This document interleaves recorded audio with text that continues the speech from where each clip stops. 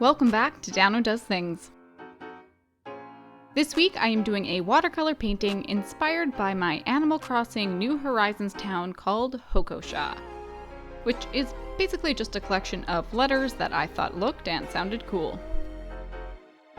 My town's native fruits are peaches, and my native flowers are windflowers, which I think look very much like poppies, so I wanted to paint this little tribute to my town.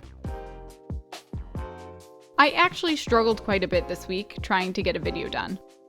I filmed 3 other things before this, and none of it went quite right. On one, I spilled water and smudged my painting super badly.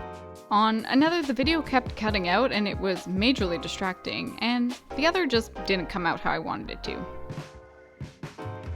To be fair, I was feeling pretty stressed and anxious this past week, and that definitely contributed to me just getting in my head and being so distracted. Work was busy and I had to go to an actual in-person social function, which ended up being really nice, but still added to my general anxiety. I found myself turning to 2 things that usually give me a lot of calm when I'm feeling anxious, and that's art and Animal Crossing. Usually these 2 things really help me relax. I can sort of turn my mind off and get lost in a painting or have a good time wasting time playing some cute video games. But this week, that was not the case. I tried to dissect why these activities that usually bring me such joy were the cause of even more stress. And I came to a simple conclusion: comparison. Now, I don't usually set out to compare what I'm doing to other people. We've all heard the phrase, comparison is the thief of joy. I strongly believe in this sentiment, that if you're constantly ranking yourself against others, you'll never be satisfied with what you're doing. And this week I accidentally compared myself to people a lot. With Animal Crossing, it started simple. I was looking to redecorate a small part of my town, so I started looking on Pinterest for some designs. This ended with me watching multiple half-hour-long tours of other people's islands on YouTube that they obviously spent many hours perfecting. This led to me completely overhauling my own game because it wasn't good enough. As for my artistic endeavors, I was speaking to someone about drawing a new logo for me, and she asked me what other YouTubers I was similar to. I had never really thought about that before, so I started searching and ended up on this really great crafting channel, where the creator had been posting for like 5 years and had millions of fans, and I ended up watching a ton of her videos. I'm sure you can see exactly where both of these stories went. I started almost obsessively comparing what I was doing to what other people were doing. I began to really nitpick my own work to the point where I just didn't even want to start something new. Not a great mindset to be in when you're aiming to put out weekly content. But at least now that I had identified what was making me feel funky, I could address it. It can be really hard to step back and appreciate your own creations for what they are. To give your own art the credit you would give anyone else.